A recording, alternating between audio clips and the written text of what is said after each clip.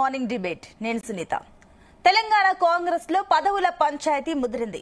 అవకాశం కోసం సామాజిక వర్గాల వారిగా పార్టీ అగ్రనాయకత్వంపై ఒత్తిడి తెస్తున్నారు.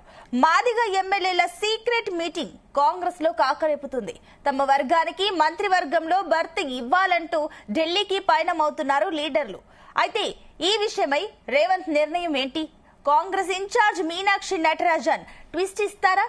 జిల్లాల వారీగా నేతలతో సమావేశంలో ఏం జరుగుతుంది? ఇవాల్టి డిస్కషన్ లో చర్చిద్దాం. ఇక దీనికి సంబంధించి ఇవాల్టి డిస్కషన్ లో మనతో పాటు పార్టిసిపేట్ చేస్తున్నారు కాంగ్రెస్ నుంచి సతీష్ మాదిగ గారు, అదేవిధంగా బీఆర్ఎస్ నుంచి దత్తాత్రేయ గారు, బీజేపీ నుంచి పల్నాటి వెంకటరెడ్డి గారు అండ్ రాజకీయ విశ్లేషకులు ప్రొఫెసర్ గాలి వినోద్ కుమార్ గారు మరి కాసేపట్లో జాయిన్ అవుతారు. ఎస్, అందరికీ గుడ్ మార్నింగ్ అండి. Good morning. ఎస్, ముందుగా సతీష్ మాదిగ గారు మీతో స్టార్ట్ చేద్దాం. ఏంటి అటు కాస్త మాదిగలు ఎందుకో అసంతృప్తిలో ఉన్నట్లు తెలుస్తుంది. సీక్రెట్ ఎమ్మెల్యేల మీటింగ్ పెట్టారంటూ కూడా సమాచారం అందుతుంది. ఏంటి దీనిపైన ఏం చెప్తారు? ఎందుకు కాంగ్రెస్ కి దాదాపుగా 9% బలం ఉన్న మాదిగల ఓట్ షేర్ అంత బలం ఉంది, అయినప్పటికీ ఒకటే మంత్రి పదవి ఉంది, ఇంకా ఈసారి అయినా మంత్రివర్గంలో ఛాన్స్ ఇవ్వాలంటూ కూడా కొంతమంది కోరుకుంటున్నట్లు తెలుస్తుంది. ఏం చేస్తారు దీనిపై? ఈ విషయంలో సమన్యాయం ఏ రకంగా చేయబోతుంది కాంగ్రెస్? ఇప్పుడు ఈ తెలుగు వీక్షిస్తున్న ప్రజలందరికీ కూడా కాంగ్రెస్ పార్టీ తరఫు నుంచి నమస్కారం. ఇప్పుడు ప్రస్తుతము మంత్రివర్గంలో 12 మంది ఉన్నారండి. ఈ 12 మందిలో రెడ్డి సామాజిక వర్గానికి సంబంధించుకొని 4 ఉంటారు. అదే రకంగా అంటే ఓసీ మొత్తం అప్పర్ క్యాస్ట్ కు సంబంధించుకుని 7 మంది ఉంటారు. ఆ తర్వాత బీసీలు 2, ఎస్సీలు 2, ఆ తర్వాత ఎస్టీ 1 ఉన్నారు. మొత్తం 12 మంది. ఇంకా 6 మందిని భర్తీ చేసేది ఉంది. ఇందులో చాలా మంది పోటీ పడుతున్నారు. దాంట్లో మాదిగ జనాభా అనేది తెలంగాణ రాష్ట్రంలో ప్రప్రథమం. మాదిగల జనాభా అన్ని కులాల కన్నా సింగిల్ క్యాస్ట్ గా చాలా అత్యధిక జనాభా కలిగిన క్యాస్ట్ మాదిగలు. అయితే ఖచ్చితంగా మాదిగలకు మంత్రి పదవులు ఇవ్వాలని చెప్పేసి అనేది మాదిగలుగా మేమందరం కోరుకుంటాం. అయితే ప్రభుత్వము ఆ యొక్క ఈక్వేషన్స్ అదే రకంగా వీటన్నిటిని కూడా పరిగణలోకి తీసుకుని నిర్ణయం తీసుకుంటుంది. ఇప్పటికీ దళిత వర్గానికి సంబంధించుకున్న మాల సామాజిక వర్గం బట్టి విక్రమార్క గారు, అదే రకంగా మాదిగ సామాజిక వర్గంగా ఉన్న దామోదర్ రాజనరసింహ గారు కూడా ఉన్నారు. అయితే అదే సమయంలో ఇంకొక మాదిగ సామాజిక వర్గానికి ఇవ్వాలని అదే రకంగా జనరల్ గా మన వివేక్ వెంకట స్వామి గారికి కూడా మన చెన్నూరు ఎమ్మెల్యే గారు కూడా పోటీ పడుతుంది. ఏది ఏమైనా కులాల వారిగా చూడకుండా వ్యక్తి యొక్క సామర్థ్యాలను పని విధానాన్ని అన్నింటినీ కూడా దృష్టిలో పెట్టుకుని ఖచ్చితంగా మాదిగలకు కూడా ఖచ్చితంగా ఈ మంత్రివర్గంలో స్థానం కల్పించాలని చెప్పేసి మొన్ననే ఈ అసలు 30 సంవత్సరాల సుదీర్ఘమైన పోరాటంలో సుప్రీంకోర్టు జడ్జిమెంట్ తర్వాత ఈ దేశంలోనే ప్రప్రథమంగా ఎస్సీ వర్గీకరణ చేస్తానని బల్లగుద్ది చెప్పి ఎస్సీ వర్గీకరణ చేసి మాదిగలకు సామాజికంగా 9% వాటాను అందించిన ప్రభుత్వం. అంటే మా జనాభా నిష్పత్తి ప్రకారం మా వాటాను మాకు ఇచ్చిన చరిత్ర కాంగ్రెస్ ప్రభుత్వానికి ఉన్నది. ఈ దేశంలో రిజర్వేషన్స్ కల్పించింది కాంగ్రెస్ ప్రభుత్వం, దళిత వర్గాలకే గాని, బీసీ వర్గాలకే గాని, ఎస్టీ వర్గాలకే గాని. కనుక మళ్ళీ దాన్ని విభజన చేస్తూ మళ్ళీ కులాల వారికి సామాజికంగా మైక్రో లెవెల్లో కూడా రిజర్వేషన్స్ అన్ని కులాలకు అందాలని చెప్పేసి ఆలోచనతోన బీసీ వర్గీకరణ చేసినది. ఇప్పుడు ఎస్సీ వర్గీకరణ కూడా చేసింది. రాజ్యాంగం రచింపజేయడానికి దళిత వర్గానికి సంబంధించిన అంబేద్కర్ గారికి అవకాశం ఇవ్వడం, అదే రకంగా దళిత వర్గాలను బడుగు బలైన వర్గాలను ముందుకు తీసుకురావడంలో కాంగ్రెస్ ప్రభుత్వం సముచితమైన స్థానం అన్ని వర్గాలకు కూడా కల్పిస్తూ ముందుకు తీసుకుపోతుంది. ప్రస్తుతం రేవంత్ రెడ్డి గారి సారథ్యంలో ఉన్న ఈ తెలంగాణ రాష్ట్ర ప్రభుత్వం ముఖ్యమంత్రిగా ఆయన బ్రహ్మాండమైన కార్యక్రమాలు నిర్వహిస్తున్న సమయంలో ఆయన చాలా శాఖలను కూడా యువకుడు కనుక అన్ని శాఖలను సమర్థవంతంగా ఆయన నిర్వహిస్తున్నాడు. మరియు ఇప్పుడు కేటాయించిన శాఖలలో కూడా అందరు మంత్రులు కూడా శక్తి సామర్థ్యాలను పెట్టుకుని కష్టపడి పనిచేస్తూ ఆ శాఖలకు కూడా న్యాయం చేస్తున్న పరిస్థితులు ఉన్నాయి. కనుక ఇంకా 5 మందికి ఇస్తామని చెప్పేసి అంటుండ్రు. 6 మంది ఉన్న 6 మందికి ఇవ్వాలి. 6 మందికి ఇస్తే మొత్తం 18 ఫుల్ఫిల్ అవుతాయి. దాంట్లో ఖచ్చితంగా మాదిగ సామాజిక వర్గానికి అవకాశం ఇవ్వాలని చెప్పేసి ఒక కులంగా మేము అత్యధిక జనాభా కలిగిన వ్యక్తులుగా మొన్ననే రిజర్వేషన్స్ సాధించుకున్న వ్యక్తులుగా మాకు 9% ఉంది కనుక దాంట్లో భాగంగా మాకు ఒక అవకాశం కల్పించాలని చెప్పేసి అని కూడా మేము ప్రభుత్వాన్ని అడుగుతున్నాం. ముఖ్యమంత్రి గారిని కూడా కలవడం జరిగింది, మరియు ఇన్ఛార్జి గారిని కూడా కలవడం జరిగింది. ముఖ్యమంత్రి గారు హామీ ఇచ్చిండ్రు. ఖచ్చితంగా నేను మల్లికార్జున ఖర్గే గారికి, రాహుల్ గాంధీ గారికి, సోనియా గాంధీ గారికి వీటిని వివరిస్తాను. ఖచ్చితంగా మీకు న్యాయం చేయడం కోసం నేను ప్రయత్నం చేస్తానని చెప్పేసి ముఖ్యమంత్రి గారు కూడా మాకు చెప్పడం జరిగిందండి. ఖచ్చితంగా మేము వస్తుందని చెప్పేసి అని భావిస్తున్నాం. రైట్ అండి సతీష్ గారు, మళ్ళీ వస్తాను. దత్తాత్రేయ గారు గుడ్ మార్నింగ్ అండి. మీరు మ్యూట్ లో ఉన్నారండి దత్తాత్రేయ గారు. గుడ్ మార్నింగ్ అండి. Good morning. దత్తాత్రేయ గారు ఏం చెప్తారు? అటు వీళ్ళేమో కాంగ్రెస్ ఇప్పుడు ప్రతినిధి చెప్తున్నట్లుగా సామాజిక న్యాయం చేస్తాం, కాంగ్రెస్ వల్లనే సముచిత న్యాయం జరుగుతుంది అంటూ కూడా దేశంలో రిజర్వేషన్లు కానివ్వండి ఇవన్నీ కూడా కాంగ్రెస్ చేయడం వల్లనే ఇవంతా ఉంది, ఖచ్చితంగా న్యాయం జరుగుతుందనే కమెంట్స్ వస్తున్నాయి. మరి మీ పక్కన అయితే అటు న్యాయం జరగట్లేదు, మాదికలకు అన్యాయం జరుగుతుంది, దళితులకు న్యాయం జరగట్లేదు, అన్యాయం జరుగుతుంది అంటూ కూడా విమర్శలు వస్తున్నాయి. సో ఏం చెప్తారు దీనిపైన మీరు? తెలంగాణ రాష్ట్రంలో సామాజిక కూర్పులో భాగంగా మాదిగ సామాజిక వర్గం జనాభా ఎక్కువ. మాదిగ సామాజిక వర్గాలకు తీవ్రమైనటువంటి అన్యాయం జరుగుతుంది. ఆ వర్గాలకు విద్యా ఉద్యోగాలలో అన్యాయం జరుగుతుంది. తెలంగాణ రాష్ట్రంలో ఎంఆర్పీఎస్ పుట్టుక కావచ్చు 1990s లో, ఆ తర్వాత జరిగినటువంటి పరిణామ క్రమాలన్నీ చూస్తుంటే ఖచ్చితంగా వాళ్ళకు రాజకీయ ప్రాధాన్యత అనేటువంటిది పెరగాలనేది వాళ్ళ డిమాండ్. అయితే ఏదైతే తెలంగాణ రాష్ట్రంలో కేంద్ర ప్రభుత్వము ఎస్సీ వర్గీకరణ గాని, బీసీల యొక్క కులగణన గాని ఈ అంశాలలో తాటవేస్తున్నప్పటికీ కాంగ్రెస్ పార్టీ ఏదైతే ఎన్నికల మేనిఫెస్టోలో ఇచ్చిందో భాగంగా చేసే ప్రయత్నం చేసింది. అది ఏ విధంగా చేసింది, ఎంతవరకు చేసింది, బాల సామాజిక వర్గం ఎట్లా ఉంది ఏమనేటువంటిది ఒకవైపు అయితే, తెలంగాణ రాష్ట్రంలో రెక్కల కష్టం మొత్తం కూడా ఎస్సీ ఎస్టీ బీసీలది కాంగ్రెస్ పార్టీ అధికారంలోకి రావడానికి. మైనారిటీ వర్గాల ప్రాధాన్యత కూడా చాలా ఎక్కువగా. అయితే ఒకే సామాజిక వర్గానికి చెందినటువంటి వ్యక్తులు పెద్ద ఎత్తున కేబినెట్ మంత్రులుగా ఉండడం, ముఖ్యంగా రెడ్డి సామాజిక వర్గానికి చెందినటువంటి వ్యక్తి ముఖ్యమంత్రి కావడం, ప్రధానమైనటువంటి శాఖలన్నీ కూడా ఆయన దగ్గరనే పెట్టుకోవడం, హోంమంత్రి కావచ్చు, కార్మిక శాఖ కావచ్చు, సోషల్ వెల్ఫేర్ కావచ్చు, మైనారిటీ వెల్ఫేర్ కావచ్చు, ఇట్లా మున్సిపాలిటీ కావచ్చు, పట్టణాభివృద్ధి కావచ్చు. సో ఈ శాఖలన్నీ కూడా ముఖ్యమంత్రి రేవంత్ రెడ్డి గారి దగ్గరే ఉంచుకొని దాదాపుగా 17 నెలలుగా ఇట్లా తాటస్థం చేస్తూ వస్తున్నారు. ఇప్పుడు ఏమైందంటే మంత్రివర్గ విస్తరణపై ఊపందుకుంది. అటు ఢిల్లీలో చాలా మంది ప్రయత్నాలు చేస్తా ఉన్నారు, ఇక్కడ ప్రయత్నాలు చేస్తా ఉన్నారు. వర్గీకరణలో భాగంగా మరి మేము వర్గీకరణ అయితే సాధించాం కానీ మా వర్గాలకు ఏదైనా న్యాయం చేయాలనుకుంటే మరి మా వర్గాల రిప్రజెంటేషన్ ఉండాలనేటువంటి డిమాండ్ ముందు పెట్టి ఇవాళ కోమటిరెడ్డి వెంకరెడ్డి గారు రెడ్డినే, ఉత్తమ్ కుమార్ రెడ్డి గారు రెడ్డినే, ఇటు పొంగులేటి శ్రీనివాసరెడ్డి గారు రెడ్డి, నలుగురు రెడ్డి సామాజిక వర్గానికి అయితే ఒక బ్రాహ్మణ శ్రీధర్ బాబు, ఒక తుమ్మల కమ్మ కమ్యూనిటీ, ఒక జూపల్లి కృష్ణారావు గారు విలమ కమ్యూనిటీ, మరి 7 అప్పర్ క్యాస్ట్లకు ఓసీలకి అవకాశం ఇచ్చిన తర్వాత బీసీల ప్రాధాన్యత 56% ఉన్నారని చెప్పి వాళ్ళే తేల్చారు. వాళ్ళ ముస్లిం బీసీలు తర్వాత బీసీలు అని చెప్పేసి ఇట్లా ఒక కొత్త వాదాన్ని తీసుకొచ్చి చెప్తే 56% బీసీలకు కేవలం 2 మంత్రిత్వ శాఖలే, పొన్నం ప్రభాకర్ గారు, కొండా సురేఖ గారు. ఎస్టీలలో మళ్ళీ లంబాడలు అడుగుతా ఉన్నారు, ఏమంటున్నారు, మా వర్గాలకు కూడా ప్రాతినిధ్యం ఉండాలి కదా, మరి కోయ సామాజికానికి చెందినటువంటి ఆదివాసీ బిడ్డ సీతక్కకి ఇచ్చినప్పటికీ మాకు కూడా ఉండాలంటున్నారు. తెలంగాణ రాష్ట్రంలో ముస్లిం మైనారిటీలు కూడా వాళ్ళ డిమాండ్ కూడా ముందుకు వచ్చింది, మాకు కూడా మంత్రివర్గంలో చోటు ఇవ్వాలని. మరి 4, 5, 6 ఏదో ఒక పోర్టుఫోలియోలు ఇవ్వడానికి సిద్ధమైనటువంటి ప్రభుత్వానికి ఇదొక గుదిబండగా మారింది. ఏ వర్గానికి న్యాయం చేస్తారు, ఏ వర్గం అక్కడ నుంచి దూరం అవుతుంది అనేటువంటిది ఇప్పుడు సవాలుగా మిగిలింది. కానీ ఎట్టి పరిస్థితుల్లో మాదిగ సామాజిక వర్గానికి మాత్రం మంత్రి పదవుల్లో అవకాశం ఇవ్వాలనేటువంటి డిమాండ్ న్యాయమైనటువంటి డిమాండ్. అది ఖచ్చితంగా వాళ్ళకి అవకాశం కల్పించాలి. ఆ వర్గాలకు రిజర్వేషన్లు ఇచ్చేసి చేతులు దులుపుకుంటే సరిపోదు. రేవంత్ రెడ్డి గారు సామాజిక న్యాయం వేస్తున్నాం, మేము మాది ప్రజాపాలన అంటా ఉన్నారు కదా, ప్రజాపాలనలో అన్ని వర్గాలకు రాజకీయ అవకాశాలు కల్పించినప్పుడే ఆ వర్గాల యొక్క పూర్తి స్థాయిలో అభివృద్ధికి వాళ్ళు ఏమైనా చేసుకునే అవకాశం ఉంటుంది. మేము బీఆర్ఎస్ పార్టీగా పూర్తి స్థాయిలో కాంగ్రెస్ పార్టీ రేపు చేయబోయేటువంటి విస్తరణలు ఖచ్చితంగా ఒక మైనారిటీకి మంత్రిత్వ శాఖ ఇవ్వాలంటున్నాం, ఒక మాదిగ బిడ్డకు కూడా అవకాశం ఇవ్వాలంటున్నాం. మిగతా శాఖలన్నీ కూడా ఏదైతే ఇవాళ బీసీలలో మిగతా సామాజిక వర్గాలు చాలా ఉన్నాయి, యాదవ సామాజిక వర్గం రిప్రజెంటేషన్ లేదు, గౌడ సామాజిక వర్గం ఉన్నప్పటికీ, పద్మశాలి సామాజిక వర్గం ఉన్నప్పటికీ మిగతా సామాజిక వర్గాలకి లేకుండా పోయింది. మరి ఆ సామాజిక వర్గాలకు రిప్రజెంటేషన్ ఉండాలి కదా, ఆ వర్గాలకు కూడా మంత్రిత్వ శాఖలో అవకాశాలు ఇవ్వాలి. 56% పైగా ఉన్నటువంటిది మా డిమాండ్ అండి. ఇది అంటే ఒకటండి దత్తాత్రేయ గారు, ఓకే మీ డిమాండ్స్ ఈ విషయం ఓకే, దాని గురించి చర్చిద్దాం. అంతకంటే ముందుగా గత 10 ఏళ్లలో బీఆర్ఎస్ పాలనలో మాదిగలకు ఎంత మేర రిప్రజెంటేషన్ ఇచ్చిందో చెప్పగలరా? వాస్తవానికి డిప్యూటీ సీఎం గా రాజయ్య గారికి అవకాశం ఇచ్చాం తొలి ప్రభుత్వంలో, రెండవ ప్రభుత్వంలో కడియం శ్రీగారి గారికి ఇచ్చాం. సరే మాదిగ ఉపకులాలు అయినప్పటికీ వీరిద్దరికి అవకాశాలు ఇచ్చి సముచిత స్థానమే డిప్యూటీ సీఎం గానే అవకాశాలు కల్పించామండి. మేము వాళ్లకు రాజకీయ ప్రాధాన్యత ఇచ్చాము. వాళ్ళకు ముఖ్యంగా వీటితో పాటు కార్పొరేషన్ చైర్మన్స్ లో గానీ, ఎస్సీ ఎస్టీ కమిషన్స్ లో గానీ ఎక్కడ అవకాశం ఉంటే అక్కడ రాజకీయంగా మాదిగలకు పెద్ద స్థాయిలో కేసీఆర్ గారి ప్రభుత్వంలో అవకాశాలు కల్పించినాం. మేము ఎందుకు ఇంత కుండబద్దలు కొట్టినట్టుగా చెప్తా ఉన్నామంటే తెలంగాణ రాష్ట్ర మొదటి డిప్యూటీ సీఎం గా రాజయ్య గారు వైద్య ఆరోగ్య శాఖ మంత్రిగా పనిచేసిన సంగతి మీ అందరికీ తెలిసింది. ఆ తర్వాత కడియం శ్రీహరి గారికి విద్యాశాఖనిచ్చి ఆయనని సముద్ర స్థానంలో కూర్చోబెట్టి ఆయన ద్వారా కూడా సేవలు అందించారు.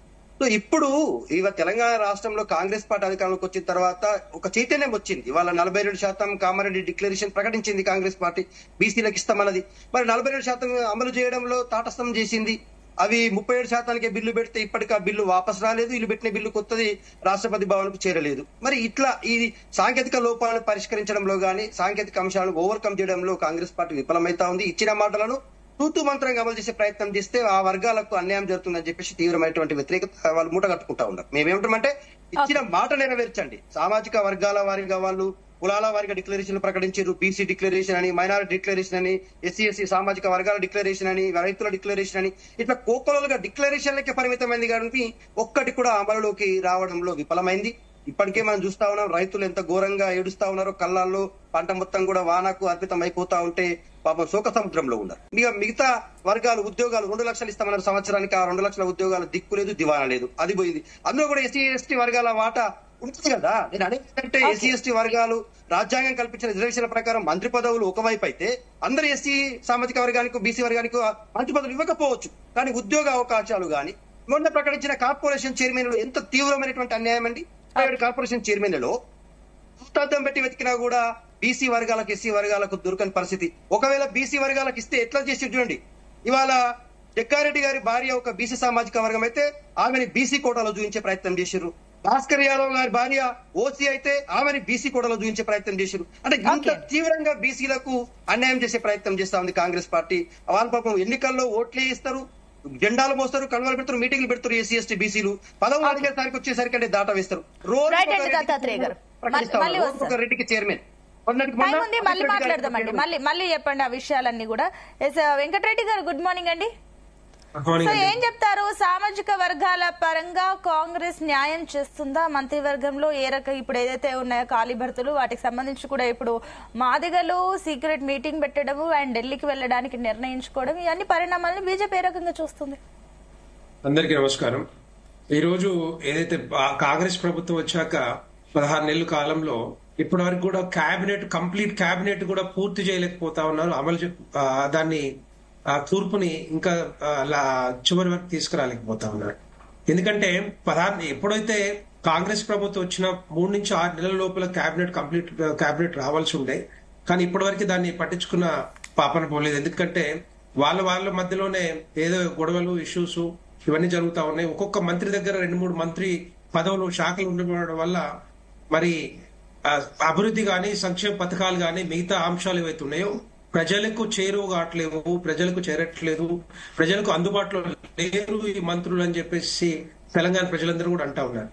ఎందుకంటే రీసెంట్ గా ఏదైతే ధాన్యం 2 నెలలు మార్చిలో మొదలు పెడితే ఇప్పటి వరకు ధాన్యం కల్లాల్లో, ఐకేపీ సెంటర్లలో, రకరకాల ఆయా జిల్లాల్లో ఎక్కడ పడితే అక్కడ ఇప్పటికే వరకు ఉన్నా కూడా దాని మీద సమీక్ష కూడా జరిపే అవకాశం కూడా లేదు. ఎందుకంటే ఉత్తమ్ కుమార్ రెడ్డి గారి దగ్గర ఇరిగేషన్ శాఖ, సివిల్ సప్లైస్ శాఖ ఇవి ఉండడం వల్ల ఏమైతుందంటే వాళ్ళ మీద భారం పెరిగి అంతకుముందు ఒక్కసారి ప్రెషర్ పెరిగితే అంతకుముందు ఒకసారి, నిన్న ఒకసారి 2 సార్లు మాత్రమే సమీక్ష జరిపేది తప్పితే ఎక్కడ ఏ జిల్లాలో కూడా ఎక్కడ సమీక్ష జరపలేదు. రైతులు గోసపడుతున్నా, బాధపడుతున్నా కూడా పట్టించుకుని పాపన పోలేదు. నేను ఎందుకు చెప్తున్నా అంటే వీళ్ళు ఇప్పుడు ఏదైతే 6 మంత్రి పదవులు ఉన్నాయో ఆ మంత్రి పదవులు ఎప్పుడు పూర్తి చేస్తారు? వీళ్ళ మధ్యలో అండర్స్టాండింగ్ లేదు. ఇప్పుడు సామాజిక వర్గంగా అందరికీ అవకాశాలు రావాలి.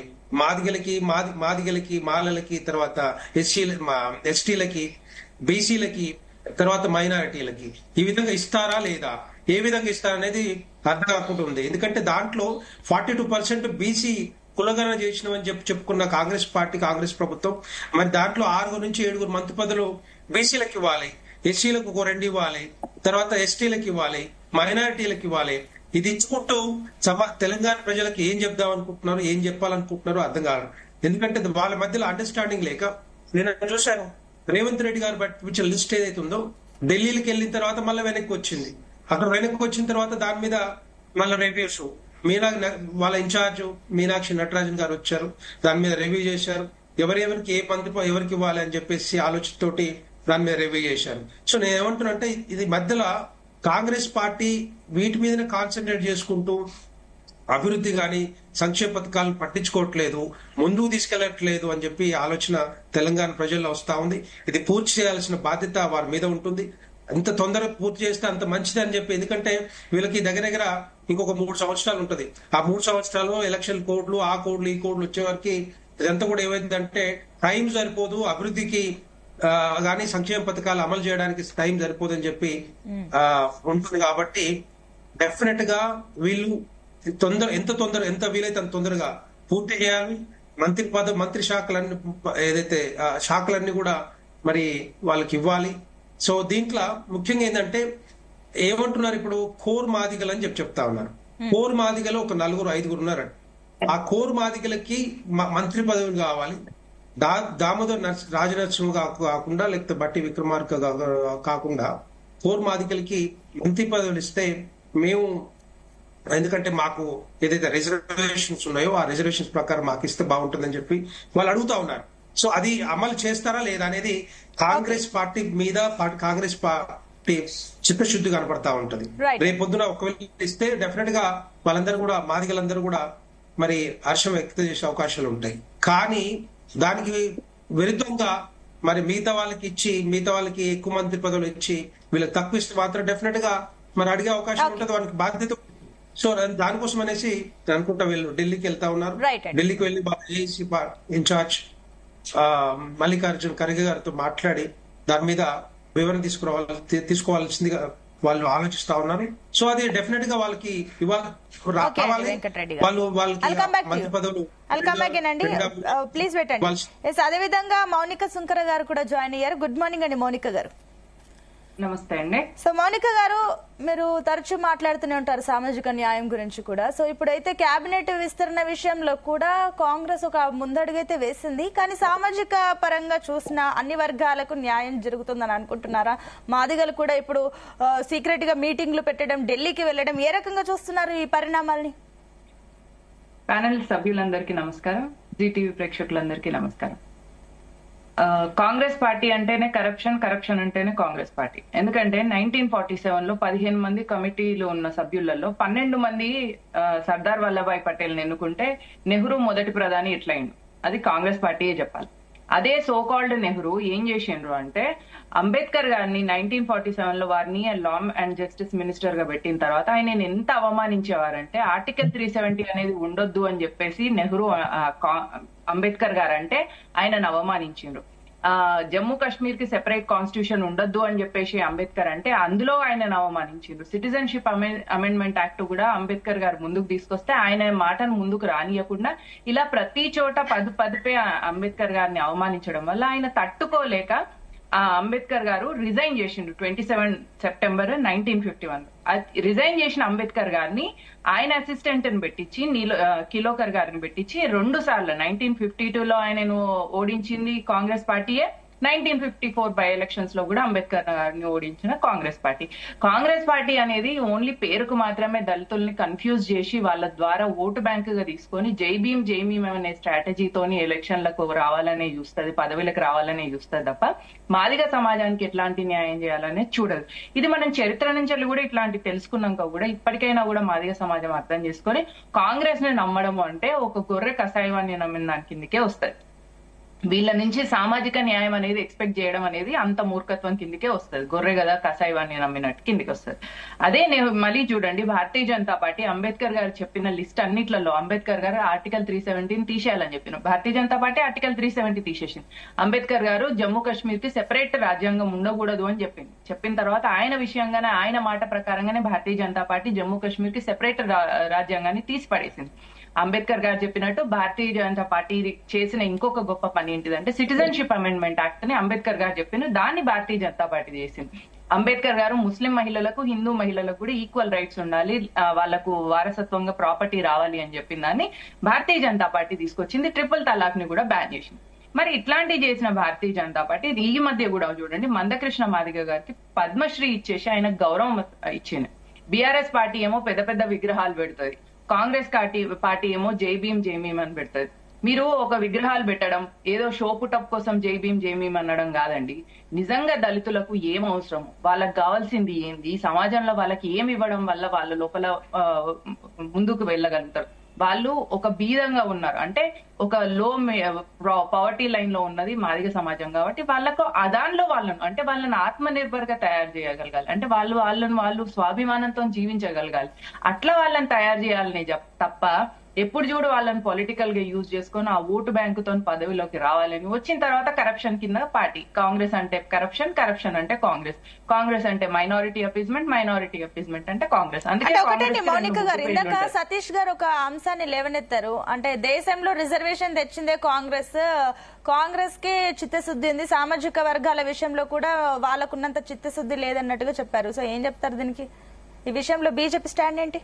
చిత్తశుద్ధి అనేది ఒక రిజర్వేషన్ తెచ్చి పెట్టడం కాదండి. ఆ రిజర్వేషన్ ఎట్లా అమలు అవుతుంది అనేది చూడడంలోనే చిత్తశుద్ధి అనేది ఉంటది. అంబేద్కర్ గారు ఏం చెప్పిండ్రు, 10 సంవత్సరాలు ఇవ్వండి దళితులకు, ఆ తర్వాత తీసేయవచ్చు. ఎందుకు, అది అందరికి అందుతుందా లేదా అని చూస్తూ వాళ్ళందరికీ తీయండి అని చెప్పేసి అంబేద్కర్ గారు క్లియర్ గా దానికి సంబంధించిన ఇన్స్ట్రక్షన్స్ ఇచ్చారు.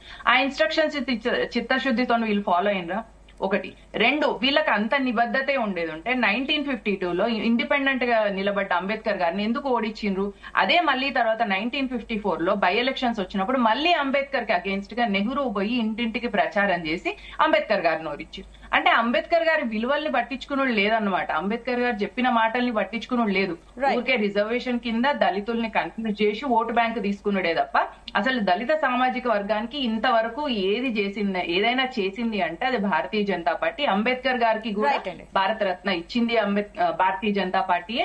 నిన్న కాక మొన్న మందకృష్ణ మాదిగ గారికి కూడా పద్మశ్రీ ఇచ్చి వారికి గౌరవం ఇచ్చింది కూడా భారతీయ జనతా పార్టీ. కాంగ్రెస్ అంటే మైనారిటీ అపీస్మెంట్ కింద కాంగ్రెస్ అవుతుంది, స్కామ్లు చేయడం వల్ల అది స్కామ్గ్రెస్ అవుతుంది తప్ప ఎప్పుడు కూడా డెవలప్మెంట్ అనేది కాంగ్రెస్ డిక్షనరీలో ఉండదు. మౌనిక గారు చాలా బాగా ప్రయత్నం చేస్తున్నారు. అయితే విషయం ఏంటంటే భారతదేశంలో బీజేపీ పార్టీ అధికారంలోకి వచ్చిన తర్వాత, నేను చెప్పేది కాదండి, నేషనల్ క్రైమ్ బ్యూరో రిపోర్ట్స్ ప్రకారం అత్యంత ఎక్కువగా దళితుల మీద ఏ రాష్ట్రాలలో దాడులు జరిగినాయి, అత్యంత ఎక్కువగా దళితులను అమానవీయంగా హింసించారు.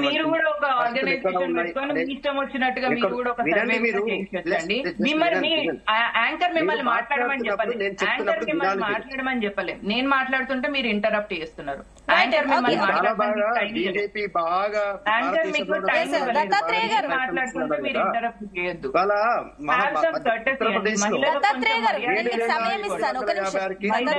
మర్యాద ఇవ్వడం అనేది నేర్చుకోండి.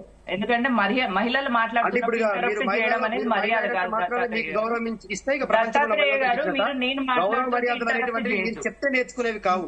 మీరు ఇంటరప్ట్ వినండి. మీరు ఒక ఫిక్స్డ్ ప్లాన్ ఆఫ్ యాక్షన్ తోటి డిబేట్ లోకి వచ్చి కూర్చొని ఏది మాట్లాడాలో గదే మాట్లాడు. సామాజిక తెలంగాణ అనేటువంటి అంశం మీద, దళిత వర్గాల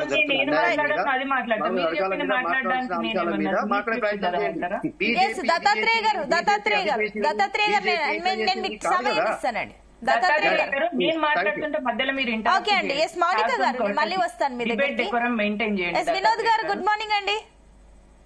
గుడ్ మార్నింగ్. సో ఏం చెప్తారు, ఇప్పుడు ఎట్టకేలకు కేబినెట్ విస్తరణ విషయంలో అటు ఒక ముందడుగు పడుతుందన్న ఆశ అయితే వస్తుంది. ఏం జరుగుతుంది? కొన్ని పేర్లు అయితే తెరపైకి వస్తున్నాయి. అండ్ ఇంకొక పక్క చూస్తే అటు మాదిగలు మాకు ప్రాధాన్యత ఇవ్వాలి, కనీసం 2 ఇవ్వాలంటూ కూడా ఎక్స్పెక్ట్ చేస్తున్నారు. సో ఏంటి ఇది, నిజంగానే కాంగ్రెస్ హయాంలో సామాజిక వర్గాల విషయంలో న్యాయం జరుగుతుందా ఈ మంత్రివర్గ విషయంలో, లేదంటే ఇది వచ్చే స్థానిక సంస్థల ఎన్నికలకి ఇది ఒక ఎన్నికల స్టంట్ గా అవుతుందా? ఏంటి మీ ఒపీనియన్ ఏంటి దీనిపైన? అంటే ప్రజాస్వామ్యం అంటే జనాభా దామాషా పద్ధతిలో ప్రజలకి ఒక రాజకీయ భాగస్వామ్యం ఇవ్వడం, అది డెమోక్రసీ. అంటే ఇవాళ డెమోక్రసీ ఏ రాజకీయ పార్టీలో లేదు. అది బీజేపీ కానీ, కాంగ్రెస్ కానీ, అది బీఆర్ఎస్ కానీ, ఏవి కూడా డెమోక్రసీ పేరుతో వాళ్ళు క్యాస్టియోక్రసీ మాత్రమే అమలు చేస్తున్నారు. అంటే వాళ్ళ కులాల ఆధిపత్యాన్ని మాత్రమే అమలు చేస్తున్నారు. అంతే తప్ప డెమోక్రసీ అనేది ఎక్కడ కూడా మనకు ఇవాళ కనపడతలేదు. సో డెమోక్రసీకి అర్థం లేకుండా మార్చేసిన చరిత్ర వీళ్ళది. సో ఇట్లాంటి పార్టీలు ఇవాళ ప్రజాస్వామ్యం గురించి లేకపోతే సామాజిక న్యాయం గురించి మాట్లాడే నైతిక అర్హత వీళ్ళకు ఉన్నదనైతే నేను అనుకోను. సో ఇట్లాంటి సిచ్యువేషన్స్ లో ఇవాళ డెమోక్రసీని మనము అర్థం చేసుకోవాలి. ఇవాళ కాంగ్రెస్ గాని, బీజేపీ గాని, బీఆర్ఎస్ గాని ఇవాళ రాజకీయ బానిసత్వాన్ని మాత్రమే వాళ్ళు ఇవాళ అమలు చేస్తున్నారు. ఇప్పటిదాకా ఏ రాజకీయ బానిసలైతే వాళ్ళ దగ్గర లెమ్మంటే లేసి కూర్చోమంటే కూర్చొని ఇవాళ వాళ్ళకు ఈ వర్గాలకు జరుగుతున్న అన్యాయాన్ని ఒక మంత్రి గాని, ఒక ఎంపీ గాని, కేంద్ర మంత్రి గాని, చివరికి రాష్ట్రపతి గాని మాట్లాడిన వాళ్లకు అవకాశాలు ఇస్తూ నోరు కట్టేయిస్తున్నారు వాళ్ళు. దీనికి వాళ్ళు ప్రజాస్వామ్యం అని పేరు పెడుతున్నారు. సో ఇట్లాంటి ప్రజాస్వామ్యాన్ని మనమంతా నమ్మాలి. భారత రాజ్యాంగము ఇట్లాంటి ప్రజాస్వామ్యాన్ని బోధించలే. భారత రాజ్యాంగం బోధించింది ఏంది, అంబేద్కర్ బోధించింది ఏంటంటే స్వేచ్ఛ, సమానత్వము, సౌభ్రతత్వము, సామాజిక, ఆర్థిక, రాజకీయ న్యాయంతో కూడిన ప్రజాస్వామ్యం కావాలని కోరుకున్నాడు ఆయన.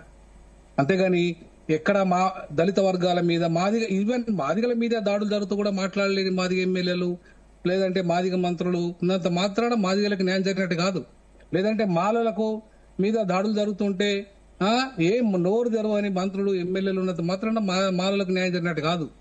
యావత్ బీసీ, ఎస్సీ, ఎస్టీలకు, మైనార్టీ వర్గాలకు ఇవాళ దుర్మార్గమైన అన్యాయం జరుగుతున్నది. నిన్నగాక మొన్న యూపీఎస్సీ నోటిఫికేషన్ ఇస్తే అందులో రూల్ ఆఫ్ రిజర్వేషన్ అమలు చేయని బీజేపీ ఇలా సామాజిక న్యాయం గురించి మాట్లాడుతుంది. ఇవాళ మొత్తం 35 మంది సెక్రటరీలలో, జాయింట్ సెక్రటరీలో 10 మంది సెక్రటరీలు యూపీఎస్సీ నోటిఫికేషన్ ఇస్తే అందులో రూల్ ఆఫ్ రిజర్వేషన్ లేదు. ఒక్కరికి కూడా రూల్ ఆఫ్ రిజర్వేషన్ అమలు లేదు. మరి ఇలా బీజేపీ సామాజిక న్యాయం పాటించినట్ట?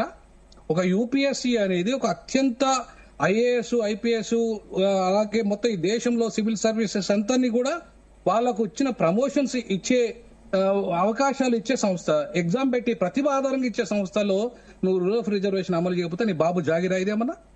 భారతదేశం ఎవరిదన్నా బీజేపీ బాబు జాగిర్ అయితే ఎందుకు ఇవ్వలేదు? రూల్ ఆఫ్ రిజర్వేషన్ అమలు చేయని నువ్వు ఇవాళ మాట్లాడతావా? అంబేద్కర్ గురించి మాట్లాడే నైతిక అర్హత నీకుందా?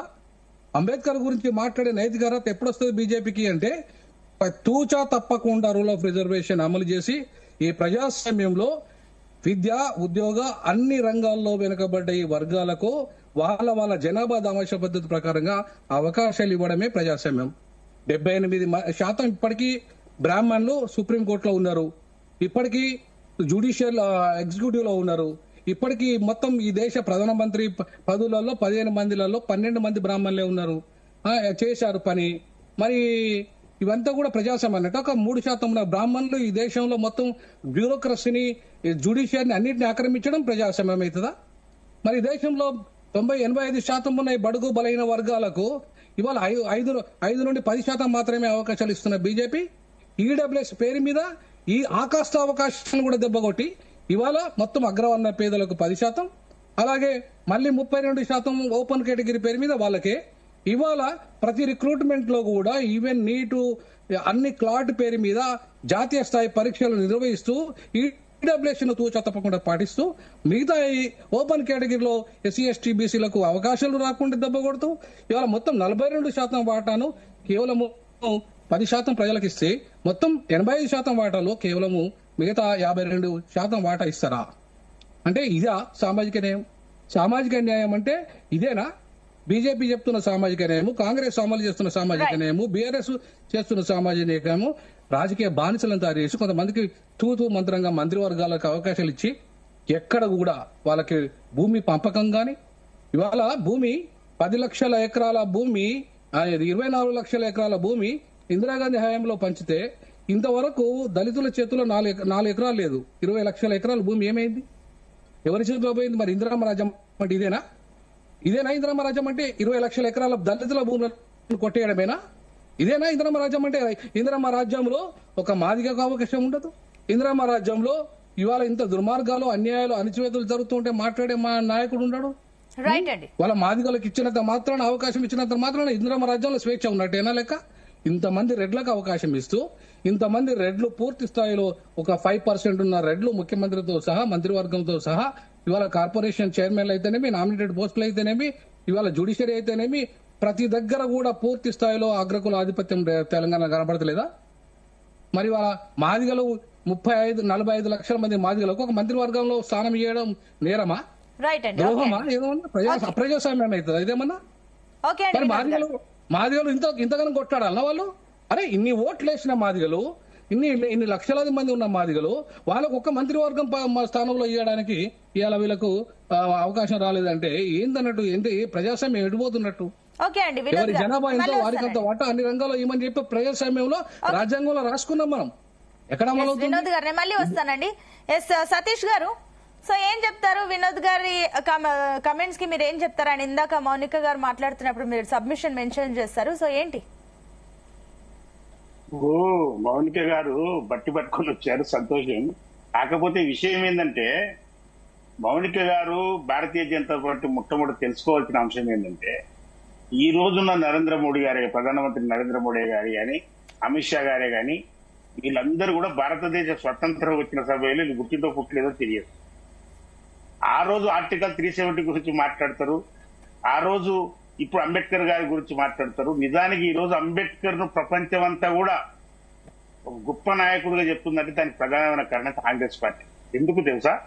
భారత రాజ్యాంగాన్ని రచించే అవకాశాన్ని డాక్టర్ బాబాసాహెబ్ అంబేద్కర్ గారికి ఇవ్వడం మూలాన ప్రపంచానికి తన యొక్క మేధా సంపత్తిని సమాజానికి తెలిసే పరిస్థితిని క్రియేషన్ చేసింది. లేకపోతే అంబేద్కర్ గారికి రాజ్యాంగం రచించే అవకాశం లేకపోతే అంబేద్కర్ గారు ఎవరికి తెచ్చివ్వడు? అంటే ఒక మనిషిని వెలికి తీసి, ఒక మనిషి యొక్క టాలెంట్ ను వెలికి తీసి ప్రపంచానికి చూపించే శక్తి ఉన్నదే కాంగ్రెస్ పార్టీ. భారతదేశానికి స్వాతంత్రం తీసుకొచ్చిన నాయకత్వం వహించిన మహాత్మా గాంధీ గారు, ఈరోజు మహాత్మా గాంధీ గారు స్వాతంత్రం తీసుకొచ్చిన ఎంతో మంది నాయకులను ఆయన అగ్రగణ్యుడైతే, అందులో నుంచి భారత స్వాతంత్రం వచ్చిన దేశానికి రాజ్యాంగాన్ని అందించిన గొప్ప మహానుభావుడు అంబేద్కర్ గారు.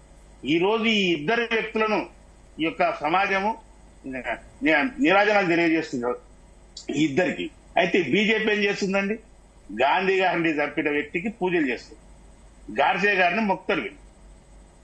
భారతదేశానికి స్వాతంత్రం తీసుకొచ్చిన ఈ రోజు మౌనిక గారు అనే ఒక మహిళా నాయకురాలు గొంతెత్తి మాట్లాడుతుందంటే దానికి కారణం భారతదేశానికి స్వాతంత్రం వచ్చిన తర్వాతనే కదా, రాజ్యాంగం కల్పించిన అవకాశాల మూలనే కదా.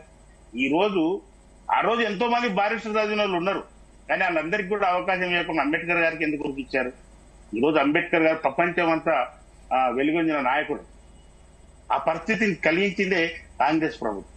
అదే రకంగా రిజర్వేషన్స్ కల్పించింది రాజ్యాంగంతో పాటు రిజర్వేషన్స్ అన్ని వర్గాలకు కూడా అందించిన చరిత్ర కాంగ్రెస్ పార్టీ. కానీ ఈ రోజు భారతీయ జనతా పార్టీ ఏం చేస్తుందంటే, కాంగ్రెస్ పార్టీ పనిచేసిన మన సర్దార్ వల్లభాయ్ పటేల్ గారి గురించి వీళ్ళు గొప్పగా చెప్తారు. సర్దార్ వల్లభాయ్ పటేల్ భారతీయ జనతా పార్టీ, లేకపోతే జనసంఘ, లేకపోతే ఆర్ఎస్ఎస్. ఈ రోజు దళితులకు ఆలయ ప్రవేశాలు లేకుండా చేసిండ్రు, అండరాంతనాన్ని బాగా విపరీతంగా తయారు చేసిండ్రు, దాడులు చేస్తుండ్రు. ఇప్పుడు కూడా దాడులు. అంటే ఎందుకండి, మన తెలంగాణలో నాజీలం ఇచ్చిన నైజాంను తరిమిన ఈ తెలంగాణ ప్రాంతంలో, కరీంనగర్ జిల్లా ప్రాంతంలో ఒక దళితుడు దేవాలయాలకు పోయిందని చెప్పేసి బట్టలు ఇప్పదీసి రోడ్డు మీద జై శ్రీరామ్ భారత్ మాతాకి జై అని చెప్పేసి అని కొట్టుకుంటూ పోయే సంస్కృతి భారతీయ జనతా పార్టీకి ఉందండి. ఇంత దౌర్భాగ్యమా? ఈ రోజు దళితులను దేవాలయాలకు పోయిందని చెప్పేసి అని అంత హింస చేశారే, మీరు దాన్ని ఎక్కడైనా ఖండించరా? మన మంత్రి గారు, హోంశాఖ మంత్రి, కేంద్ర హోంశాఖ ఉప ముఖ్యమంత్రి గారైన బండి సంజయ్ గారు దాన్ని ఖండించారా? లేకపోతే భారతీయ జనతా పార్టీ కిషన్ రెడ్డి గారు ఖండించారా? లేకపోతే మీరు అసలు ఇటువంటి సంఘటనలు మీరు ఎందుకు ఎంకరేజ్ చేస్తున్నారు? మాకు కావాల్సింది సమాజంలో అన్ని అవకాశాలు కల్పించడమే కదా. గుళ్ళోకి మాకు అవకాశాలు ఎక్కడివి? సమాజంలో మేము సమానంగా మమ్మల్ని చూసింది ఎక్కడా? ఈరోజు మన ధర్మం అని చెప్పేసి అని, హిందుత్వం అని చెప్పేసి, మేమందరం హిందువులమే, కానీ మేము డిప్రెస్డ్ హిందూస్ అయిపోయినా మమ్మల్ని దూరంగా పెట్టి పడేశారు మీరంతా. ఈ రోజు మీరు మొత్తం చదువుతారు, ఒక లిస్టు తయారు చేసుకుని వచ్చి భారతీయ జనతా పార్టీ ఇంత చేసిందని.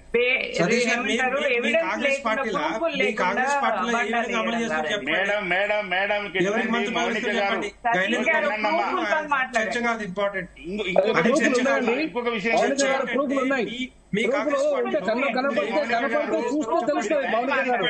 మాట్లాడండి.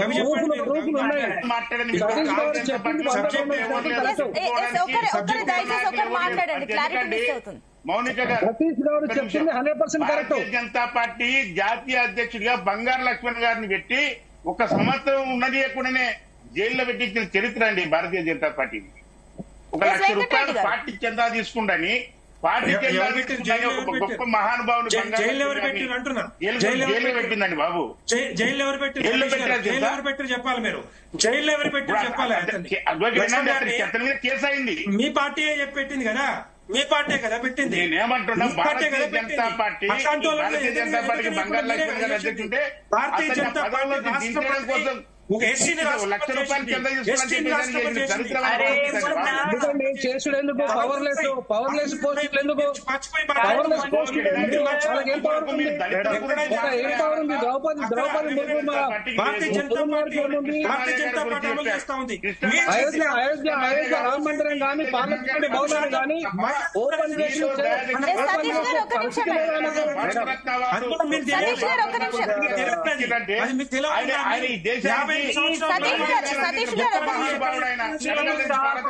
ఎక్కడ ఎవరికి ఇచ్చారు చెప్పండి.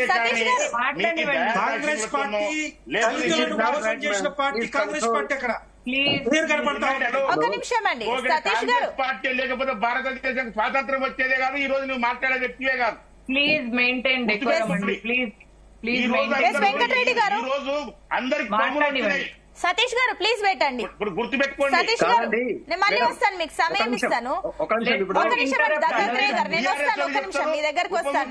రాజయ్య గారిని పెట్టి 6 నెలలు కూడా కుర్చీలో సతీష్ గారు ఒక నిమిషం అండి. వెంకటరెడ్డి గారు, ఇందాక వినోద్ గారు ఒక కమెంట్ చేశారు. సరే మీరు అంటున్నారు పదవుల విషయంలో మేము ప్రాధాన్యత ఇస్తున్నాం, రాష్ట్రపతి కానివ్వండి వివిధ హోదాల్లో కూడా మేము ప్రాధాన్యత ఇచ్చామని చెప్పేసి మీరు అంటున్నారు. కానీ వినోద్ గారు కమెంట్ చేశారు, పవర్లెస్ పొజిషన్లు మాకెందుకు పొజిషన్లు ఇస్తారు, మాట్లాడడానికి ఛాన్స్ ఇవ్వరు, మీరే మాట్లాడతారన్న కమెంట్ వినోద్ గారి నుంచి వచ్చింది. దానికి ఏం చెప్తారు?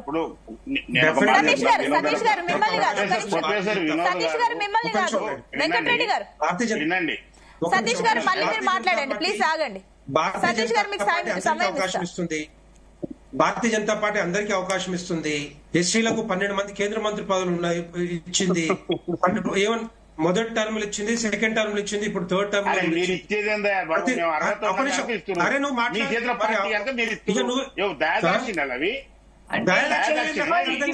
రిజర్వేషన్ పాటిస్తా ఉంది అక్కడ. రిజర్వేషన్ పాటిస్తుంటే మీకే ప్రాబ్లం చేతనైతే మీరు 3 పథకాలు ఇవ్వండి చూస్తాను. ఇప్పుడు కెపాసిటీ క్యాపబిలిటీ ఉంది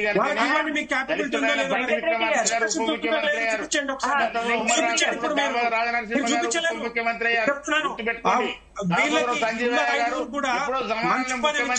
లేవు ఇప్పుడు. అందుకే వాళ్ళు పోరాటం ఎవరైతే ఎమ్మెల్యేలు ఉన్నారో వాళ్ళకి మంచి అవకాశం లేవు. అందుకే సతీష్ గారు ప్లీజ్ కొంచెం సంయమనం పాటించండి దయచేసి. ప్లీజ్ ఒక్క నిమిషం ఆగండి.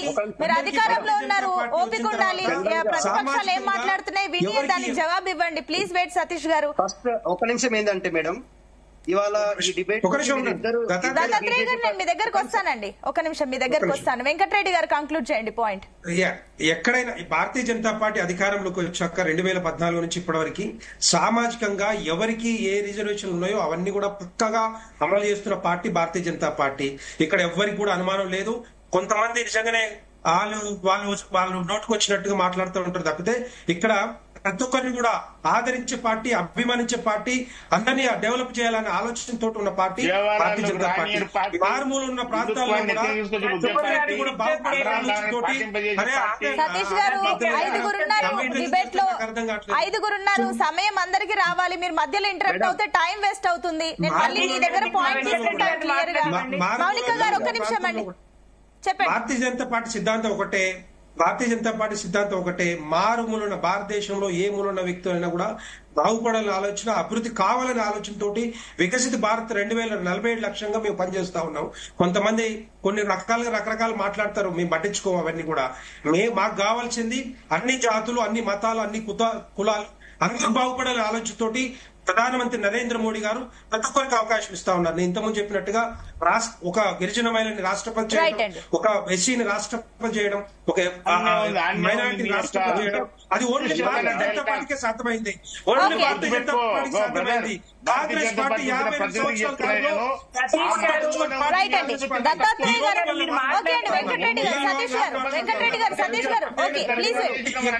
మేము దానికి ఎలిజిబుల్ వెంకటరెడ్డి గారు, సతీష్ గారు ఓకే ఓకే మిగిలిన వారికి కూడా సమయం ఇవ్వాలి. సతీష్ గారు, వెంకటరెడ్డి గారు, సతీష్ గారు ప్లీజ్ పెట్టండి. ఓకే ఓకే నేను మళ్ళీ మీకు టైం ఇస్తాను. మిగిలిన వారికి మాట్లాడాలి, ఇంకా ముగ్గురు మాట్లాడాల్సిన వారు. అలాంటిది భారతీయ జనతా పార్టీ, వెంకటరెడ్డి గారు జనతా పార్టీ మళ్ళీ వస్తానండి. దత్తాత్రేయ గారు, సో ఇందాక మీరు కాంగ్రెస్ పైన విమర్శలు చేశారు. మౌనిక గారు నేను మళ్ళీ మీ దగ్గరకు వస్తాను. ఒక నిమిషం దత్తాత్రేయ గారు మాట్లాడిన తర్వాత నేను చెప్తాను. ఒక నిమిషం ఆగండి మౌనిక గారు, మీరు ప్లీజ్ వెయిట్. దత్తాత్రేయ గారు, ఇందాక కాంగ్రెస్ ని మీరు విమర్శించారు, కానీ మీరు గతంలో అధికారంలో ఉన్నప్పుడు మీరు కూడా సామాజిక సమతుల్యత ఆ రకంగా చేయలేదన్న విమర్శలు కూడా వస్తున్నాయి. గతంలో 2019 తర్వాత మంత్రి కేబినెట్ లో 6 రెడ్డిలు ఉన్నారు, ఇంకా లెక్కిస్తే కూడా ఎస్సీకి ఒకటి ఎస్టీకి ఒకటి ఈ రకంగా ఉన్నాయి కదా. మీరు సామాజిక సమతుల్యత ఏ రకంగా పాటించారు, మరి దీనికి ఏం చెప్తారు? అంటే మీరు విమర్శిస్తున్నారు కాబట్టి ప్రశ్న.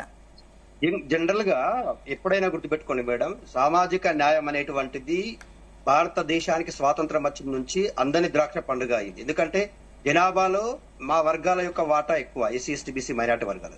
రాజకీయ అవకాశాల్లో కావచ్చు, విద్యా ఉద్యోగ అవకాశాల్లో కావచ్చు, ఇక్కడ ఉన్నటువంటి సంస్థల ఏర్పాట్లో కావచ్చు, ఈ వర్గాలకు తీవ్రమైన భూములు ఇవాళ ఈ దేశంలో ఎవరి చేతుల్లో ఉన్నాయండి, వ్యాపారాలు ఈ దేశంలో ఎవరి చేతుల్లో ఉన్నాయండి. ఈ విషయాలన్నీ మాట్లాడుకుంటూ వస్తే అవకాశాలు మనం అందిపుచ్చుకోవడంలో కాదు, మా పరిస్థితులు మార్చడంలో ప్రభుత్వాలు విఫలమని అని చెప్పేసి ఎస్సీ ఎస్టీ బీసీ మైనార్టీ వర్గాల వాదన ఒకటి. అయితే ఇవాళ మీరు ఈ డిబేట్ లోకి ఇద్దరు బీజేపీ అభ్యర్థులకు అవకాశం ఇచ్చారండి. ఇప్పుడు మౌనిక గారు ఏ పార్టీ నుంచి వచ్చారు, వెంకటరెడ్డి గారు ఏ పార్టీ నుంచి వచ్చారు? వాళ్ళిద్దరిని కూడా బీజేపీ నుంచి అవకాశం కల్పించి మిగతా పార్టీలకు అవకాశం ఇచ్చే క్రమంలో మా వాయిస్ కూడా మొత్తం వాళ్ళే మాట్లాడేస్తున్నారు కదా.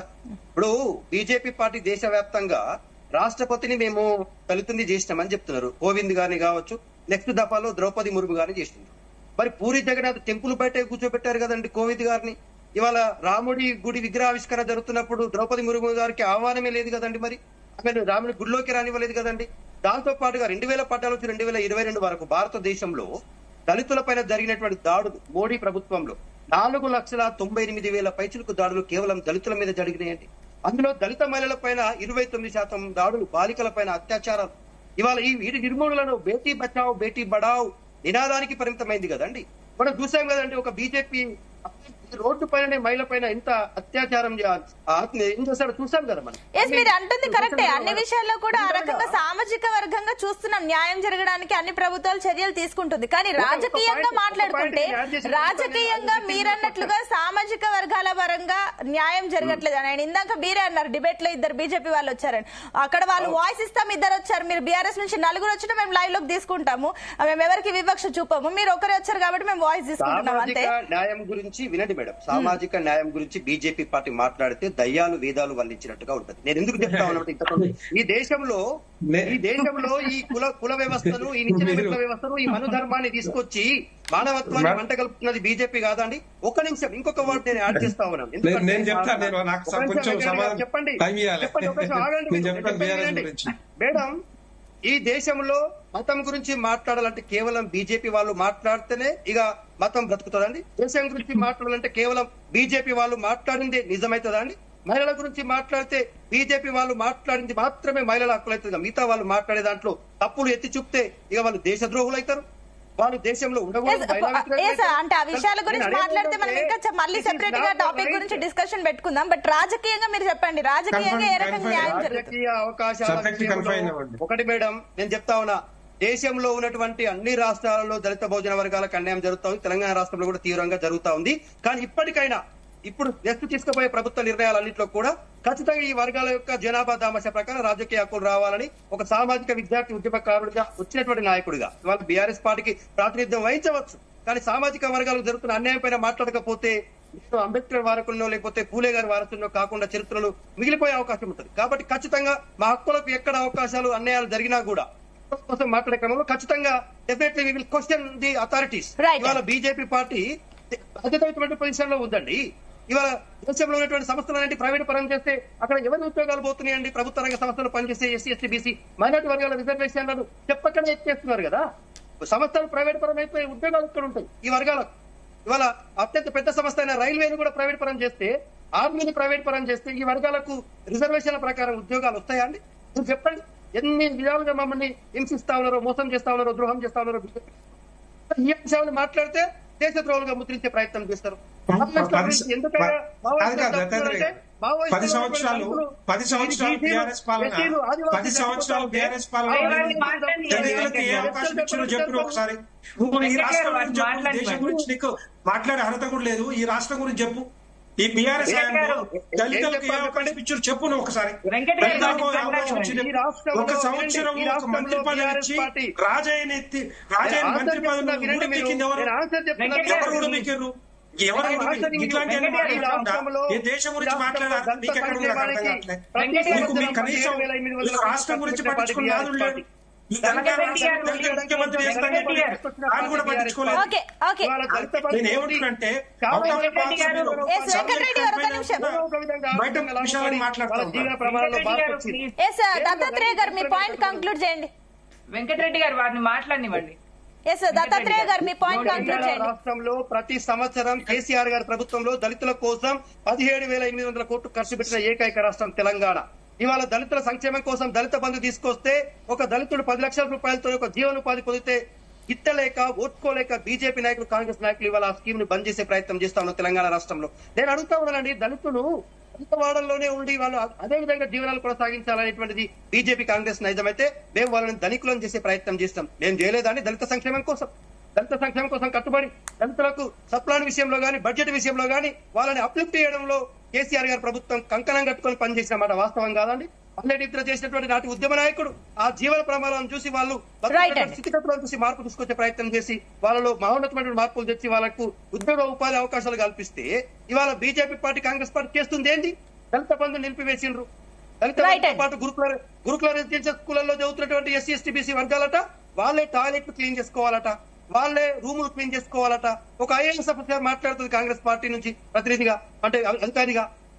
ఈ ఇంత దుర్భరమైనటువంటి పరిస్థితుల్లో దళిత భోజన వర్గాలు జీవించాలండి. రెసిడెన్షియల్ స్కూళ్లలో కేసీఆర్ గారు ఎంతో ప్రతిష్టాత్మకంగా ఒక్కొక్క విద్యార్థి మీద 1,20,000 ఖర్చు పెట్టి వాళ్ళ జీవన ప్రమాణాలు వాళ్ళ ఉద్యోగ ఉపాధి అవకాశాలు పెంచిండు. ఆక్స్ఫర్డ్ లాంటి యూనివర్సిటీలో విద్యార్థులు పిహెచ్డీ చేస్తున్నారు గురుకులాలు చదివే వాళ్ళు.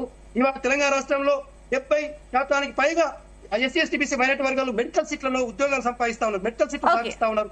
గురుకులాల్లో చదివిన వాళ్ళు మేము కదండి కమిట్మెంట్ తో పనిచేస్తాం దళితుల అభివృద్ధి కోసం గానీ బీసీల దాని కోసం గానీ. చెప్పండి, వాళ్ళు ఇచ్చిన బెనిఫిట్స్ పెట్టే అంశాలే కదా నెరవేరుస్తలేదు, ఇట్లా పెట్టే అంశాలు దాటి వేస్తా ఉన్నారు కదా. ఎవరు న్యాయం చేయాలా? థ్యాంక్ యూ అండి. అండ్ నేను ప్యానలిస్ట్ లను జర నన్ను ఇంటరప్ట్ చేయకూరి. నేను ఉన్నది ఒక మహిళను, కాస్త మహిళకు రెస్పెక్ట్ ఇవ్వండి. నా మాటలు చాలా పాయింటెడ్ గా ఉంటాయి, స్పైసీ ఉంటాయి, వాటికి కౌంటర్ ఇంటరప్ట్ చేయకండి. సతీష్ గారు ఒక్క నిమిషం మేడం గారు, మీకు అవకాశం ఇచ్చినప్పుడు మాట్లాడండి. మీరు కూడా ఒక సిటిజన్,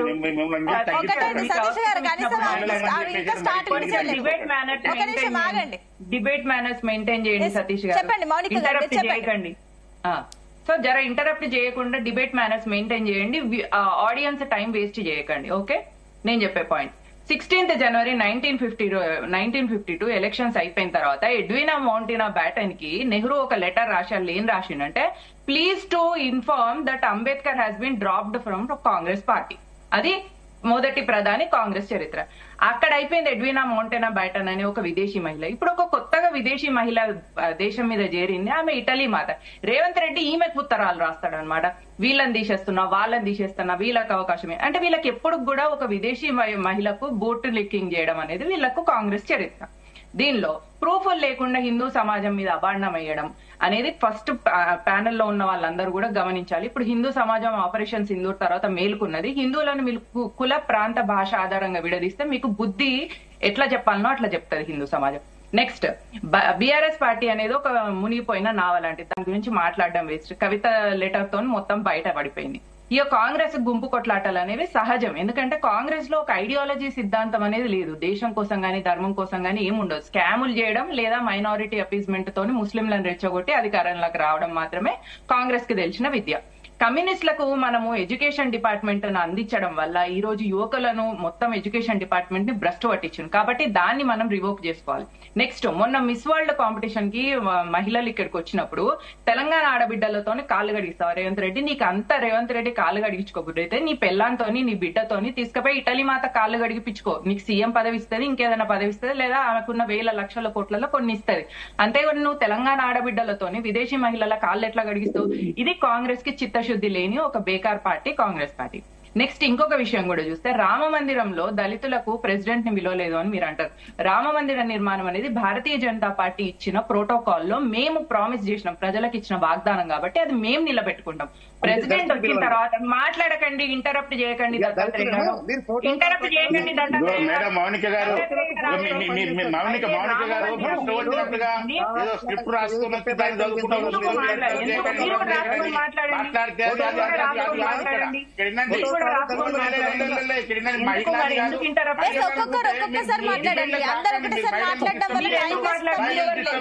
మాట్లాడతారు. అటువంటిప్పుడు డిబేట్ రాకండి. చర్చలు జరిగినప్పుడు చర్చలాగే ఉంటుంది. మహిళలు పురుషులు కాదు. సతీష్ గారు, ఆగండి. మౌనిక గారు మీ పాయింట్ కంక్లూడ్ చేయండి. మహిళా పురుషులను సతీష్ గారు ప్లీజ్ పాయింట్ కంక్లూడ్ చేయండి. నేను మీకు టైం ఇస్తాను. సతీష్ గారు ఇంటరప్ట్ అవ్వడం వల్ల కరెక్ట్ కాదు. మీరు అధికారం పార్టీ, మీరు ఓపిక ఉండాలి. ఇంటరప్ట్ అవుతే కరెక్ట్ కాదు. ఒక్క నిమిషం అండి. మౌనిక గారు మీ పాయింట్ కంక్లూడ్ చేయండి. సతీష్ గారు సమయం ఇచ్చాను, చాలా సమయం ఇచ్చాను. ఆయన మైక్ ఆఫ్ చేయండి. మౌనిక గారు మీ పాయింట్ కంక్లూడ్ చేయండి. మీ సుప్రీం డైలాగ్ మా దగ్గర నడవండి. సతీష్ గారు ఒక్క నిమిషం అండి. సతీష్ గారు మీరు అధికారం పార్టీ, మీకు సహనం ఉండాలి. మీరు ఈ రకంగా ఇంటరప్ట్ అవ్వడం కరెక్ట్ కాదు. మీరు వినాలి. ఇక్కడ ప్రతిపక్షాల విమర్శలు మీరు వినప్పుడు ప్రజల వాదన ఏం వింటారు? సతీష్ గారు మీరు ఒక్క నిమిషం మర్యాదగా మాట్లాడండి. మౌనిక గారు మర్యాదగా మాట్లాడండి. మౌనిక గారు ఆయన ఆగిపోయారు. మర్యాదగా ఉండండి. మీ లిమిట్ పాయింట్ కంక్లూడ్ చేయండి. మౌనిక గారు మీ పాయింట్ కంక్లూడ్ చేయండి. సతీష్ గారు మీకు ఇందాకే చెప్పాను. సతీష్ గారు మీకు సతీష్ గారు పాయింట్స్ లేనప్పుడు లేకపోతే అది మీ చేతగంతనం. మౌనిక గారు మీ పాయింట్ కంక్లూడ్ చేయండి. నేను మళ్ళీ వినోద్ గారి దగ్గర కూడా వెళ్ళాలి. ఇదే ఎప్పుడు భారతీయ జనతా పార్టీ మీద ఒక అబాండం వేస్తారు. రామ జన్మభూమికి ప్రెసిడెంట్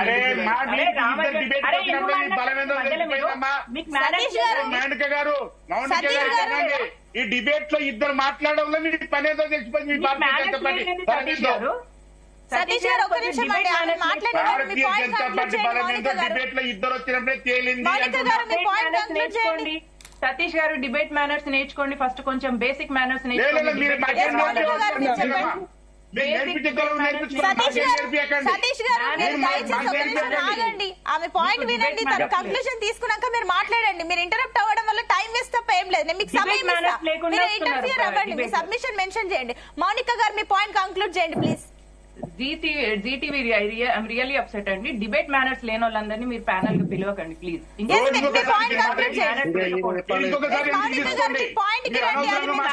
మాట్లాడకండి. ఇద్దరికి మళ్ళీ రిపీట్ చేయడం వల్ల ఏం కరెక్ట్ కాదండి. సతీష్ గారు, మౌనిక గారు ఒక్క నిమిషం. సతీష్ గారు మీకు చాలా సార్లు చెప్పాను ఇందాక, మీరు ప్రజల సమస్య విమర్శలు వినప్పుడు మీరు ప్రజల సమస్యలు ఏం వింటారు? విమర్శలు విన్నప్పుడే మీరు జవాబుదారీతనం మెయింటైన్ చేయగలుగుతారు. మీరు ఈ రకంగా ఇంటరప్ట్ అవ్వడం వల్ల కరెక్ట్ కాదు. సమస్య వినండి, విమర్శలు వినండి, ఆ తర్వాత జవాబు ఇవ్వండి. సతీష్ గారు మీరు ప్లీజ్ వెయిట్. మీరు ఆగండి. మౌనిక గారు మీ పాయింట్ కంక్లూడ్ చేయండి. మీరు పాయింట్ కి రండి, లేదంటే నేను వినోద్ గారికి వెళ్ళిపోతా. అయితే రామ జన్మభూమికి ఎప్పుడు ప్రెసిడెంట్ బిలో అని ఒక నీచ అబాండం వేసే వాళ్ళందరికీ నేను స్టోరీతో వినండి అని చెప్తున్నా. ఏంటిది ఆ విషయము అంటే, ప్రెసిడెంట్ ప్రోటోకాల్ ఈజ్ డిఫరెంట్. ఒకసారి ఒక దేశంలో ఒక ఈవెంట్ కి ఎక్కడికైనా ప్రెసిడెంట్ వచ్చిందంటే ఆయన వాళ్ళ ప్రోటోకాలే హైయెస్ట్ ఉంటది. కానీ రామ జన్మభూమి విషయం వచ్చేసరికి భారతీయ జనతా పార్టీ ప్రజలకు ప్రామిస్ చేసి మేము అధికారంలోకి వస్తే రామ జన్మభూమిని కట్టిస్తాము. ఎందుకంటే మన స్వాభిమానం 500 ఏళ్ల కింద ఒక విదేశీ బాబర్ దెబ్బతీసిండు కాబట్టి మేము దాన్ని నిలబెడతామని మేము ప్రామిస్ చేసినాం. కాబట్టి మేము వచ్చిన తర్వాత అందుకే నరేంద్ర మోదీ గారి చేత మేము చేయించినాం. ఒకటి పాయింట్. రెండో పాయింట్, రామ జన్మభూమి కమిటీ ఉంటది. ఆ కమిటీలో ఖచ్చితంగా దళితులు అనే వ్యక్తి ఉండాల్సిందే. కాబట్టి మీరు చూడండి, రామ జన్మభూమి కమిటీలో దళితులు 2 ఉన్నారు. లేరు అని మాట్లాడండి. దళితులు లేడు అని ప్రూవ్ చేయండి. అప్పుడు దేనికైనా అధికారం ఎవరికి లేదు. నుంచి వెళ్ళి ఒక వ్యక్తి ఉన్నారు. సమయం తక్కువ ఉందండి. వినోద్ గారు మీ పాయింట్ కంక్లూడ్ చేయండి. ఓకే అండి, థ్యాంక్ యూ అండి. ఎస్ వినోద్ గారు మీ పాయింట్. ఇప్పుడు మాకు దేవాలయాలు కాదు, మాకు కావాల్సింది అవకాశాలు. మాకు కావాల్సింది విద్యా ఉద్యోగ రంగాలలో ఉపాధి, ఆ భూమిలో, సంపదలో వాటా కావాలి. మాకు దేవాలయాలలో పూజారి వాటా కావాలి. మాకు పూజలను చేస్తుందా? మమ్మల్ని పూజలు చేస్తారా? బ్రాహ్మణులు మాత్రమే ఆధిపత్యం చేస్తున్న దేవాలయాల గురించి ఎందుకంటే ఇక్కడ చర్చ అంతా అవకాశాల గురించి మాట్లాడాలి. చర్చ ఏంటి ఇవాళ? మాకు అవకాశాలు రాలేదని మాదిగలు, మాకు అవకాశాలు రాలేదని బీసీలు, మాకు అవకాశాలు రాలేదని మైనార్టీలు ఇవాళ తెలంగాణలో మాట్లాడుతున్నారు. సో ఆ అవకాశాలు రాలేదనేది వాస్తవము. ఖచ్చితంగా వాళ్లకు జనాభా దామాష పద్ధతిలో అవకాశాలు ఇవ్వాలనేది వాస్తవము. ఇవాళ రేవంత్ రెడ్డి తన మొత్తం రెడ్డి సామ్రాజ్యాన్ని నిర్మించుకుంటా అంటే రేవంత్ రెడ్డి జాగిరా ఇదేమన్నా? Is it A private estate or is it A public estate? Public estate అన్నప్పుడు ఇది తెలంగాణ రేవంత్ రెడ్డి ఉద్యమం వల్ల రాలే. రేవంత్ రెడ్డి అన్నట్టు ఆయన సంకనాకి, ఆంధ్ర వాళ్ళ సంకనాకి వాళ్ళ మోచేతులు నీళ్ళు ఇప్పటికీ నాకుతున్నాడు. ఆయనకేం తెలుసు తెలంగాణ త్యాగాల గురించి? ఆయనకేం తెలుసు ఈ తెలంగాణలో బడుగు బలహీన వర్గాలు 93% ఉన్న వర్గాల ప్రాణ త్యాగాల మీద ఇవాళ తెలంగాణ వచ్చింది. వాళ్ళకి అవకాశాలు రావద్దా? వాళ్ళకు అవకాశం డబ్బులు పెట్టి ఇవాళ గెలిచినంత మాత్రాన ఇవాళ మీరు అంటే మీ రాజ్యం ఇది? ఇవాళ ఖచ్చితంగా మాదిగల వాటా మాదిగలకు, మాలల వాటా మాలలకు, ఉపకులాల వాటా ఉపకులాలకి, అలాగే బీసీల వాటా బీసీలకి, ఎస్టీల వాటా ఎస్టీలకి, మైనార్టీల వాటా మైనార్టీలకి, ఓసీల వాటా ఓసీలకి, ప్రతి వర్గానికి వాళ్ళ జనాభా ప్రకారంగా అంతే ఉండాలి తప్ప వాళ్ళ జనాభా కంటే ఒక్క సీటు కూడా ఎక్కువ ఉండడానికి వీలేదు. మరి భారతీయ జనతా పార్టీ స్టాండ్ చెప్పానండి. బీసీ ముఖ్యమంత్రి అన్న Bharatiya Janata party BJP leader గా ఎవరు చేసింది? ఓ రెడ్డిని చేసింది. భారతీయ జనతా పార్టీకి చిత్తశుద్ధి ఉందా? భారతీయ జనతా పార్టీకి చిత్తశుద్ధి ఉంటే ఒక బీసీని బీజేపీ లీడర్ గా ఎందుకు చేయలేదు? ఇక్కడ ఎందుకు చేయలేదు? బీసీ ముఖ్యమంత్రి అనే వాళ్ళు కనీసం ఒక ఎల్పీ లీడర్ గా బీసీ పనికిరాడా? పాపం రాజాసింగ్ మీ సిద్ధాంతాన్ని పెట్టుకొని ఇవాళ ఎంతో కాలం నుండి గెలుచుకుంటూ వస్తున్నా రాజాసింగ్ ఒక బీసీ ఎందుకు ఆయన చేయలేదు బీజేపీ లీడర్ గా? ఇవాళ ఖచ్చితంగా పాయల్ శంకర్ అద్భుతంగా ఇవాళ అసెంబ్లీలో ప్రజెంట్ చేస్తున్నాడు, అన్ని సమస్యలు మాట్లాడుతున్నాడు. ఆయన ఎందుకు చేయలేదు మీరు బీజేపీ లీడర్ గా? ఎందుకు ఒక మహేశ్వర్ రెడ్డిని తీసుకొచ్చి పెట్టారు? అంటే మీకు చిత్తశుద్ధి ఉన్నదనట. భారతీయ జనతా పార్టీకి అన్నింటిలో చిత్తశుద్ధి ఉన్నదనట. ఇవాళ కాంగ్రెస్ అయినా, భారతీయ జనతా పార్టీ అయినా, బీఆర్ఎస్ అయినా ఆధిపత్య అగ్రకుల వర్ణాల పార్టీలవి మనవాద పార్టీలే.